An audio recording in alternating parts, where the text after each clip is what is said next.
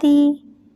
11 जुलाई 1972 के अव्यक्त बाप दादा के हम बच्चों प्रति अनमोल महावाक्य। मुरली का सार निर्णय शक्ति को बढ़ाने की कसौटी साकार बाप के चरित्र। बाबा ने कहा, वर्तमान समय के विशेषताओं को जानते हुए अपने में वह सर्व शक्तियाँ धारण कर अपने आप को विशेष आत्मा बनाया है। जैसे इस समय की विशेषताओं का वर्णन करते हो, वैसे ही अपने में भी वह विशेषताएं देखते हो। जितनी समय में विशेषताएं हैं, उतनी स्वयं में भी हैं। वह समय में ज़्यादा हैं और स्वयं में कम हैं। समय और स्वयं में कितना अंतर समझते हो? अंतर है। आप स्वयं पावरफुल हैं, वह समय पावरफुल है। किसी ने कहा, अभी समय है, होना स्वयं को चाहिए। तो बाबा ने कहा, अगर कहते हो होना यह चाहिए, तो दुनिया वाले अज्ञानी निर्बल आत्माओं और आप ज्ञानी आत्माओं में व मास्टर सर्वशक्तिवान आत्माओं में क्या अंतर रहा? ऐसा होना चाहिए, यह होना चाहिए, यह तो वह लोग भी कहते हैं। आप भी कहते हो कि होना चाहिए, तो अंतर क्या हुआ? ज्ञानी और अज्ञानी में यही अंतर है।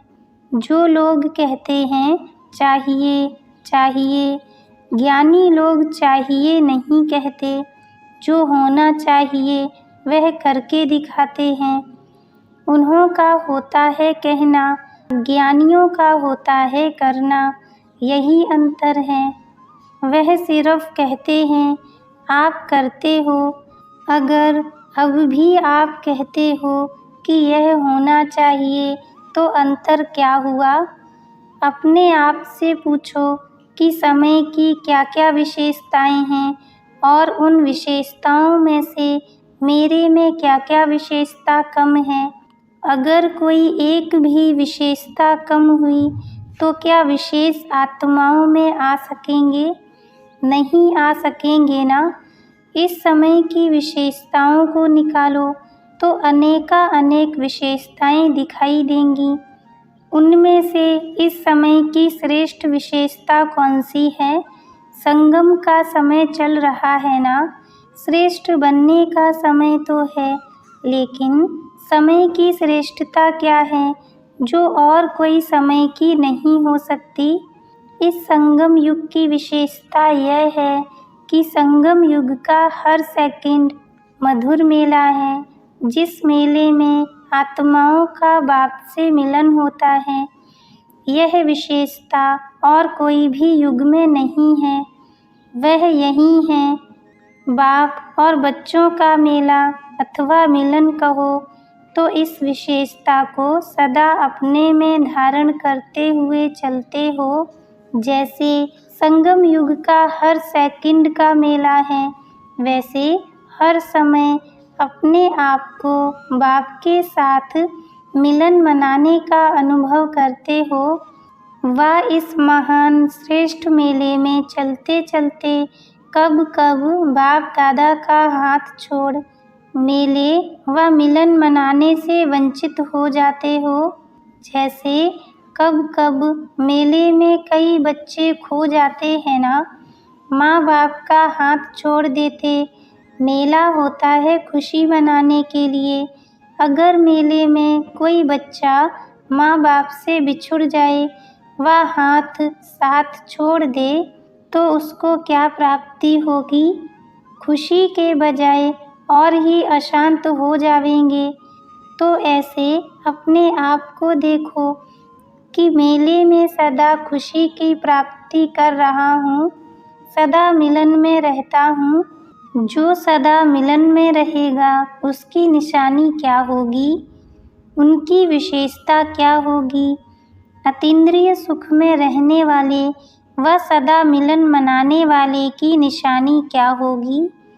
उनकी विशेषता क्या होगी? जो सदैव मिलन में मगन होगा वह कभी भी कोई विघ्न में नहीं होगा। मिलन विघ्न को हटा देता है, वह विघ्न विनाशक होगा। मिलन को ही लगन कहते हैं। कोई भी प्रकार का विघ्न आता है वह विघ्न के वश हो जाते हैं। तो इससे क्या सिद्ध होता है? सदा मिलन मेला नहीं मनाते हो। जैसे औरों को कहते हो कि समय को पहचानो, समय का लाभ उठाओ, तो अपने आप को भी यह सूचना देते हो, वह सिर्फ दूसरों को देते हो। अगर अपने आप को भी यह सूचना देते हो तो एक सेकंड भी मिलन से दूर नहीं रह सकते हो। हर सेकंड मिलन मनाते रहेंगे। जैसे कोई भी बड़ा मेला लगता है, उसका भी समय फिक्स होता है कि इतने समय के लिए यह मेला है, फिर वह समाप्त हो जाता है।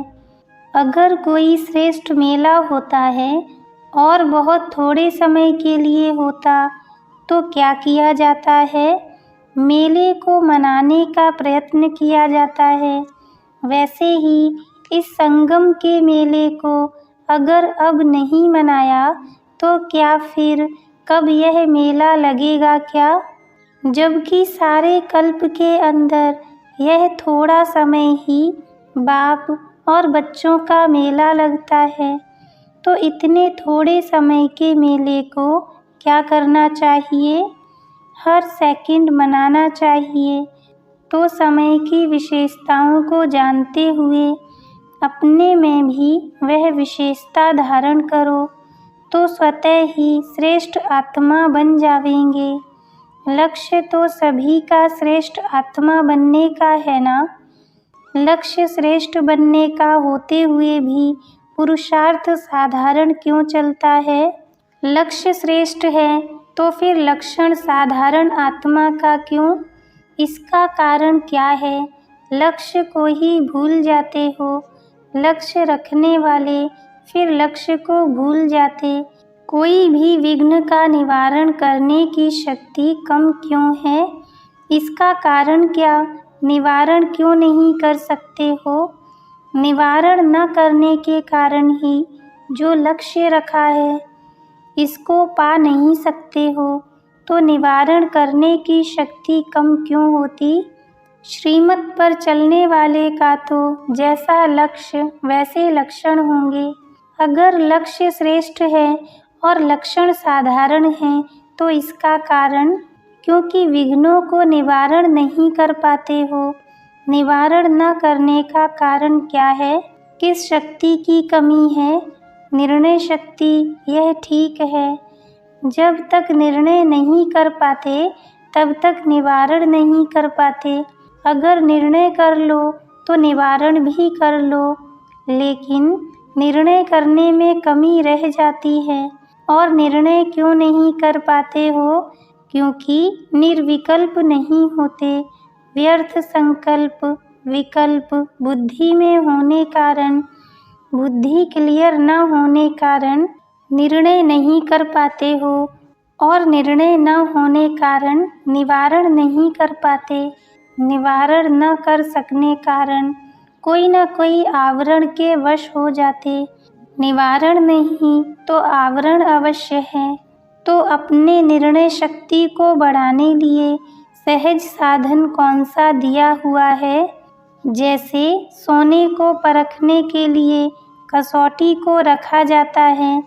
इससे मालूम हो जाता है कि सच्चा है व झूठा है। ऐसे ही निर्णय शक्ति को बढ़ाने के लिए आपके सामने कौन सी कसौटी है? साकार बाप का हर कर्तव्य और हर चरित्र यही कसौटी है। जो भी कर्म करते हो, जो भी संकल्प करते हो, अगर इस कसौटी पर देख लो कि यह यथार्थ है व अयथार्थ है, व्यर्थ है व समर्थ है, इस कसौटी पर देखने के बाद जो भी कर्म करेंगे वह सहज और श्रेष्ठ होगा। तो इस कसौटी को ही साथ नहीं रखते हो इसलिए मेहनत लगती है।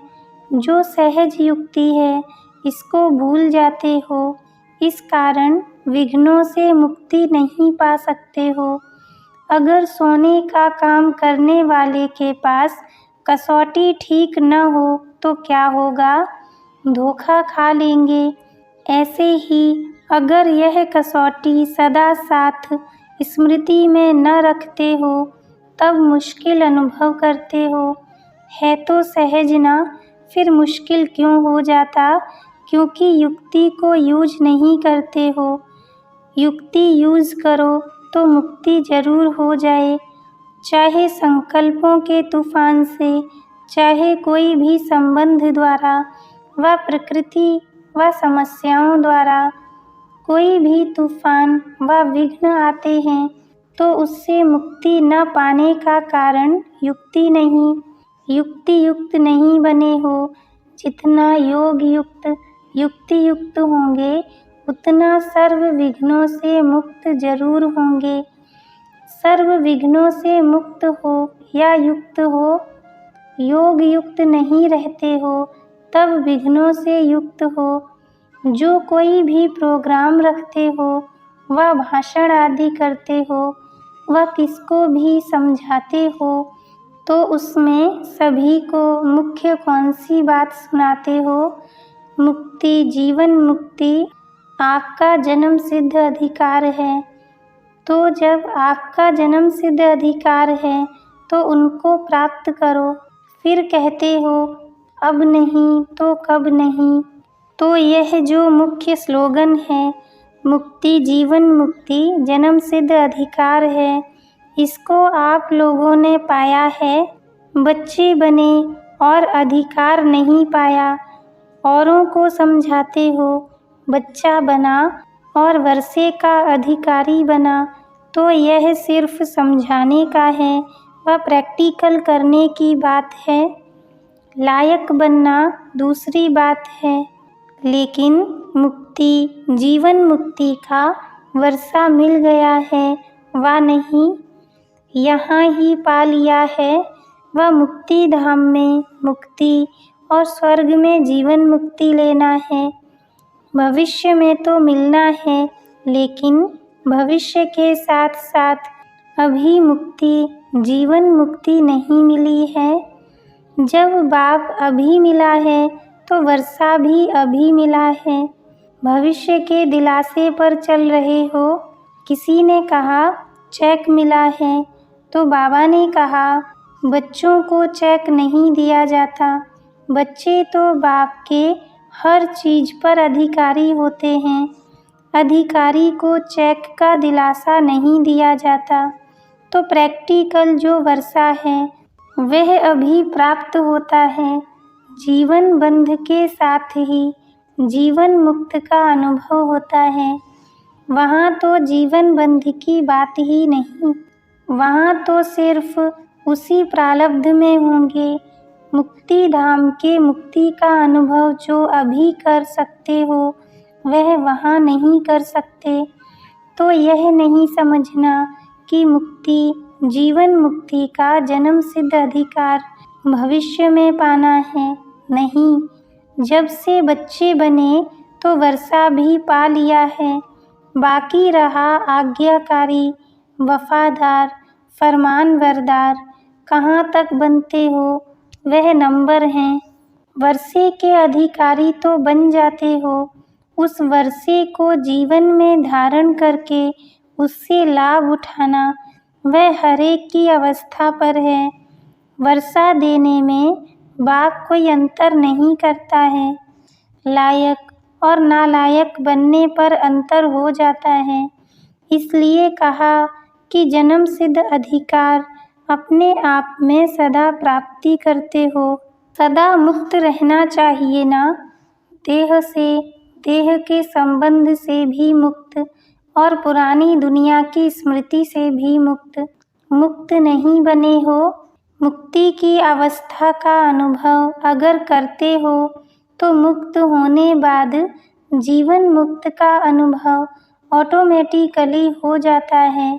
क्योंकि जीवन में तो होना, शरीरधारी होना जीवन में रहते हुए देह और देह के संबंध और पुरानी दुनिया के आकर्षण से मुक्त हो, इसको ही जीवन मुक्त अवस्था कहा जाता है। तो मुक्ति, जीवन मुक्ति का अनुभव अभी करना है, न कि भविष्य में। भविष्य में तो यहाँ की प्राप्ति की प्रारब्ध मिलती रहेगी, लेकिन प्राप्ति का अनुभव अभी होता है। भविष्य में तो अंडरस्टूड है, वह है श्रेष्ठ कर्मों की प्रारब्ध। लेकिन श्रेष्ठ कर्म तो अभी होते हैं ना, तो प्राप्ति का भी अनुभव अभी होगा ना। भविष्य के दिलासे पर सिर्फ न रहना, चेक रख अपनी चेकिंग में रह जाओ, ऐसे नहीं करना। अपने आप को देखो कि बाप द्वारा जो वर्षा मिला है, इसको कहाँ तक प्राप्त कर चल रहे हैं। बाप ने तो दे दिया, अधिकारी का अधिकार कोई छीन नहीं सकता, तो हम अधिकारी हैं। इस नशे में, निश्चय में रहो। सिर्फ यह देखो कि मिले हुए वर्षे को कहाँ व्यर्थ गंवा तो नहीं लेते हो। ऐसे कई बच्चे होते हैं जिनको मिलता बहुत है, लेकिन गंवाते भी बहुत हैं। गंवाने कारण मिलते हुए भी भिखारी रह जाते, अधिकारी होते भी अधीन बन जाते हैं। जब अधिकार न होगा तो जरूर अधीनता होगी। विघ्नों के अधीन हो जाते हो ना, क्योंकि अधिकार को नहीं पाया है। अगर सदा अधिकारी बनकर चलो तो कोई भी विघ्न के अधिकारी हो नहीं सकते। इस प्रकृति के अधीन नहीं बनना है। जैसे बाप प्रकृति को अधीन कर आता है, अधीन नहीं होता, वैसे ही इस देह व जो भी यह प्रकृति है, उसको अधीन कर चलना है, न कि अधीन। अच्छा, कलाबाजी का खेल देखा। भट्ठी वालों ने आज कलाबाजी अच्छी दिखाई। अभी समाप्ति में सभी कमजोरियां भी समाप्त हो जावेंगी ना। फिर यह कलाबाजी तो नहीं खेलेंगे ना।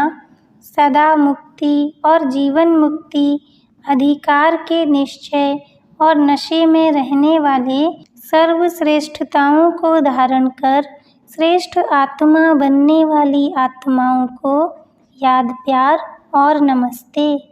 अच्छा, ओम शांति।